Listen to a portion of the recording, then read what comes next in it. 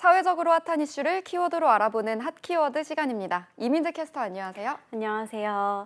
최근 은행들이 앞다퉈 고금리 예적금 상품을 잇따라 내놓고 있습니다. 최고금리 연 13% 적금까지 등장했을 정도인데요. 예적금 만기로 돈을 빼내려는 가입자를 높은 금리로 붙잡으려는 건데 꼭 좋기만 한 걸까요? 핫키워드에서 짚어보겠습니다. 저도 요즘 예적금 금리가 높아졌다는 건 알고 있었는데 연 13%까지 등장했다고요? 네, 맞습니다. 한 시중은행이 출시한 적금인데요. 월 최대 30만 원씩 1년간 납입할 수 있는데 연 이율이 최고 13.6%입니다. 또 다른 시중은행도 금리가 연 13%인 적금을 내놨는데요. 5천 계좌 한도로 올해 말까지만 판매한다고 해서 인기를 끌었습니다. 그뿐만 아니라 4대 은행 일부 적금도 연 10%대 이자를 줍니다. 은행들이 이렇게 좀처럼 보기 힘들던 고금리 예적금을 들고 나온 이유가 뭔가요? 네, 은행에서 이러한 금리 경쟁을 벌이는 이유는 바로 자금 확보 때문입니다. 특히 지난해 하반기 기준금리 인상과 함께 유치됐던 고금리 예적금 상품 만기가 돌아오면서 가입자 붙들기 전략도 숨어 있습니다. 문제는 이렇게 수신금리 인상 경쟁이 오히려 부메랑이 되어 돌아올 수 있다는 건데요. 수신 경쟁이 심화하다 보면 조달 비용 또한 상승하면서 대출 금리까지 오르는 악순환이 발생하기 때문입니다. 금융당국도 현재 상황을 예의주시하고 있습니다.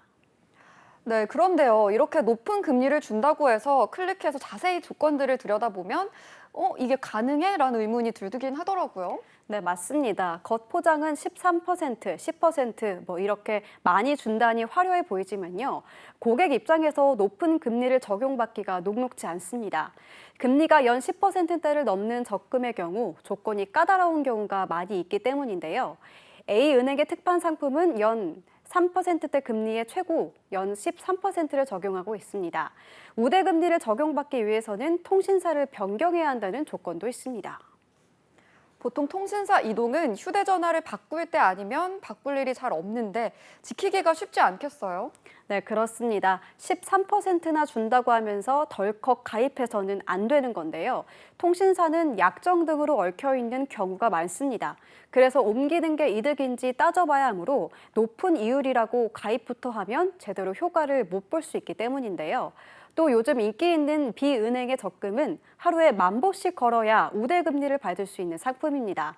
10,000보 중에 성공한 날은 11%, 실패한 날은 기본금리인 1% 적용을 받습니다.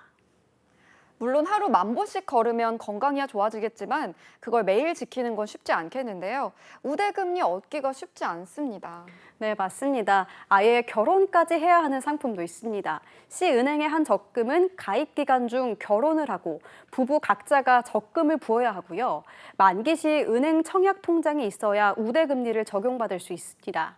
또 다른 은행에서는 사실상 3.6%짜리 1년 적금을 일종의 복권식 추첨을 통해서 가입자 중 소수에게만 최고 연 13.6%까지 이자를 주는 이벤트를 진행하는데요.